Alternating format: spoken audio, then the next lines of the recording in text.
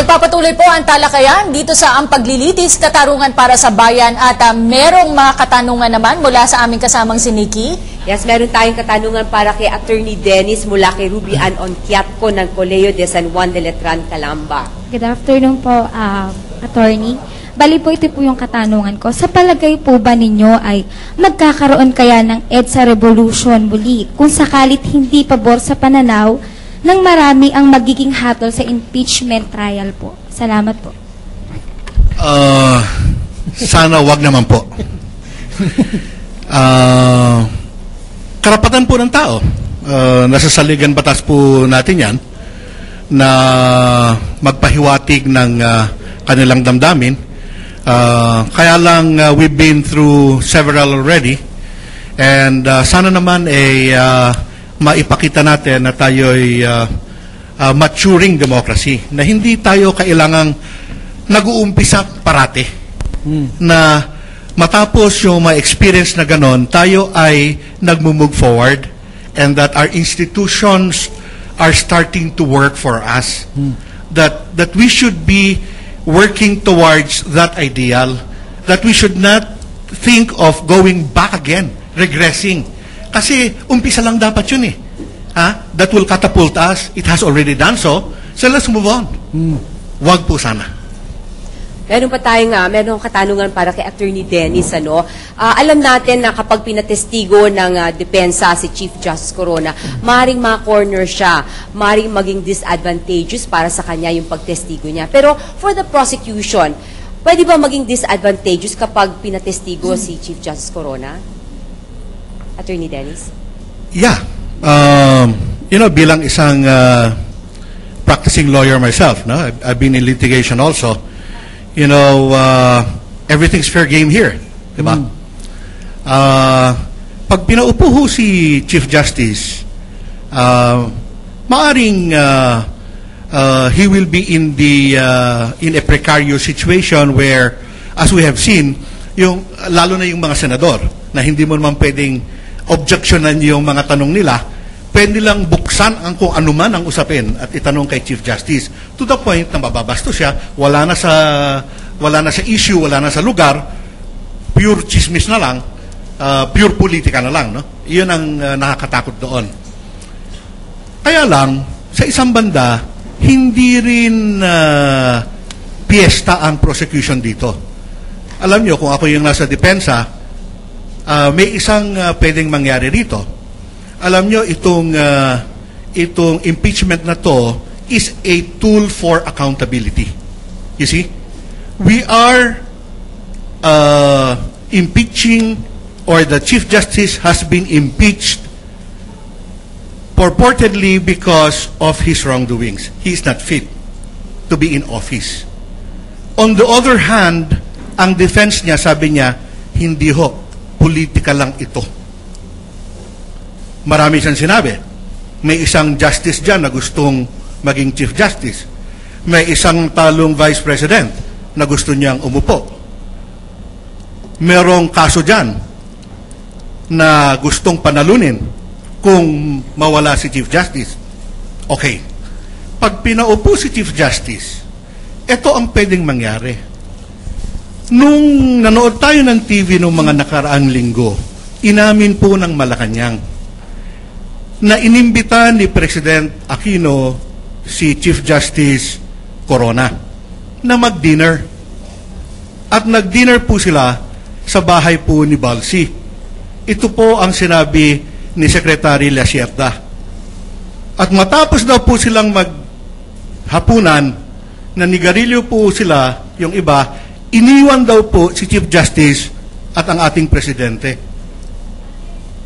Paano kung tanungin ngayon, si Chief Justice, ano po yung pinag-usapan ninyo ni Presidente nung naiwan kayo? Kung sabihin niya na, yun nga po, dun sa tatlong sinasabi niya, na anong dahilan kung bakit siya ini-impeach? Na yun ang pinag-usapan nila. At kaya siya ini-impeach dahil hindi niya pinagbigyan. Mukhang the prosecution will be taking some risks and the defense will equally take some risks kung uupo si Chief Justice Corona. Pero yung ating taong bayan, Cathy, mukhang overwhelmingly gusto po nilang talagang tumistigo, dahil siyempre ang makakasagot talaga dito, speaking of intent, speaking of motives, ay talagang si Chief Justice lamang. Pero itong gusto kong ibaling lang muna balikan ng konti doon sa people power. Gusto kong balikan yung judiciary dahil Attorney Pinky, nitong mga nakaraang araw, nakikita din natin yung mga taga-judiciary nagrarally, nagti-t-shirt ng kung anong kulay. Mukhang nandun ang aksyon hindi sa eskwelahan, hindi sa ating mga negosyo, kundi sa judiciary mismo. Kumusta po ang judiciary? Normal po ba ang takbo ng judiciary? Natatanggap po ba ng judiciary itong prosesong ito? Para po sa akin, dahil bilang isang practitioner, doon naman po sa aming court circuit, normal lang po ang takbo. Pero meron diyang mga, hindi ko na masabing token resistance. We see some posters being put up saying we support the Chief Justice. So meron din silang ganung perception that it's like an affront on the institution, but it's actually not. Pero generally, the courts are still functioning, although siguro merong bumababa yung moral. Pero para sa akin, ang magandang bahagi dito talaga sa akin ito, gusto ko itong sabihin bago ako mawala ng pagkakataon. Gusto ko talaga yung konsepto natin, yung impeachment as a tool for accountability. Dahil para sa akin, bilang isang practitioner, nakikita ko, alam mo, ang mga corrupt at saka mga corrupt judges at saka yung mga those who gravely abuse their discretion, they're just in the minority. Pero talagang nakakatanggal ng moral sa isang practitioner. So para sa akin, the fact na the head of the institution, regardless of parang yung cost daw sa atin as a nation, bakit siya yung ginawang most accountable, para sa akin yung gains na makukuha natin from this exercise by making precisely the head of the judiciary as an accountable officer, manapakalaki.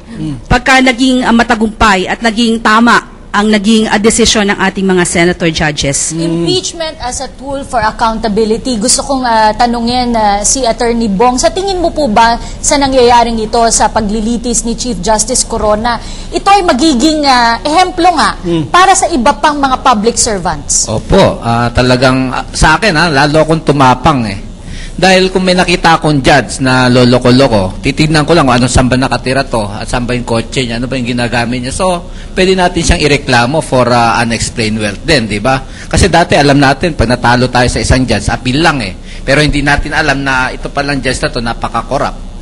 Wala naman siyang ibang pinagkakakitaan, pero ang gaganda ng kotse niya, ang laki-laki ng bahay niya, sa post-subdivision, marami pong ganyan, mga pulis lang, generals, di ba? Kaya, para sa atin, ako, nabuksan yung pag-iisip ko na gagawa tayo ng isang mabuti para sa ating bayan na umpisa natin ireklamo itong mga abusado o tiwali o abusadong mga government officials na tayo naghihirap, di ba? Ako, abogado po ako. Ang hirap pong, sabi ko nga kay Panyero Delis, ang hirap po ng maging practitioner. Tapos kami, humaharap kami sa korte, tapos itong judge na to, akala mo kung sino, di ba? Kaya marami pong ganyang mga government officials na nakaupo lang po sa gobyerno. Akala mo kung sino na sila. Kaya wag po kayo matakot sa kanila. May kalaban po ako, isang chief of police ngayon. Pinagmumura yung anak ko. Ayun. Tapos malaman-laman ko kung ano-ano sasakyan niya. Nakatira sa St. Ignatius o sa Manyan, di ba? So, ngayon, umpisahan ko siyang ireklamo for unexplained wealth. Di ba? Yan pong naimulat sa akin ng impeachment na to na hindi ko government official ka, hindi ka na pwedeng salingin, di ba? Napakaganda. Dapat po, we should protect our rights. Na itong mga government officials, wala po yan. Hindi po, dapat po sila nagsisilbi sa atin. Hindi ka po, di ba, parang sinasabi na pag hindi ka naglagay, hindi gagalaw yung papeles mo. Yan po ang nangyayari ngayon Kahit noong pa man, di ba, kung hindi ka magbigay ng padulas, sabi 10 days. Pag magbigay ka ng padulas, mamaya nandyan na. Di ba, anong klaseng gobyerno yan? Dapat ireklamo natin yun. Huwag po kayong papadala sa mga ganyang usapan. Ako po, hindi po ako yung sasabihin, magbigay ka na para mabilis. Wala po akong tiyaga sa mga ganyang usapan. Ako, naghihintay po talaga ako. Pero pag lumampas naman sila, ireklamo mo po nyo sila ng malfeasance, misfeasance, or non-feasance. 15 days lang po yan para gawin nila yung trabaho nila.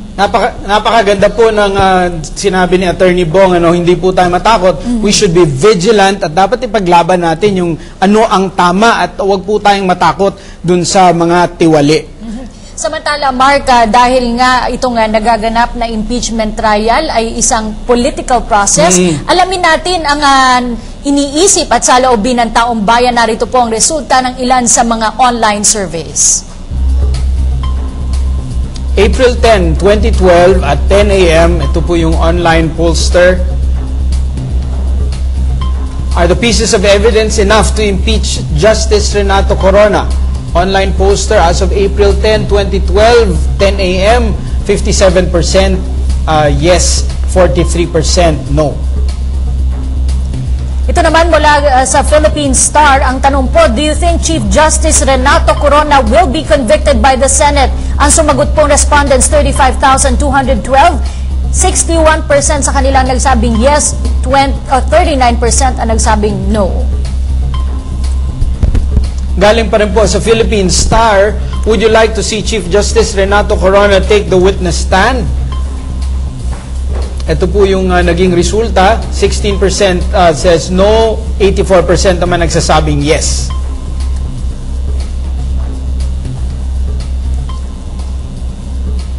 Ito po, Cathy, itong mga survey na ito, hindi po ito yung magdidesisyon, ano po? Pero dahil hindi po kayo pwedeng makasama dito at iupo dito kasama yung ating mga resource persons na napakagagaling, importante din po marinig ang inyong opinion at nagpapasalamat tayo sa mga nagpadala ng kanilang komento through our Facebook, Twitter, sa mga estudyante nandito. Importante yung nakikilahok. This is part of building democracy. At matatandaan natin, Mark, sa ating naging mga panayam sa mga senator judges, sila na rin ang nagsasabi na dapat din silang makinig sa sinasabi ng taong bayan dahil sila ay nahalal na representante ng taong bayan. So yung magiging desisyon nila ay desisyon din ng taong bayan. Ito, na habang nagsasalita si Attorney Bong, kanina sinasabi niya yung kanyang paninindigan na dapat hindi matakot, dapat maging vigilant. It came to mind, itong mga lumalabas naman ng mga opinion coming from, sa tingin ko, mga tiwali. Sinasabi nila, bakit pa natin papatuluyan ito si Chief Justice?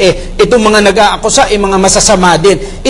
Should we step back? Should we hold back on our fight for a clean parang government or better governance dahil marami naman ang corrupt? Tanong natin kay Artemus. Kung ganyan tayo laging mag-iisip, at the end of the day, wala rin mangyayari dun sa process. Although it sounds like a motherhood statement, and cliche at times. Sometimes kung ano yung cliche, kung ano yung motherhood statement, yun yung hindi natin pinapansin. So, with regard to the statement na, wag na lang kasi marami din naman sila eh. And then at the end of the day, backwards tayo eh. Diba? So, let us remove from our minds the idea na ganun tayo mag-isip.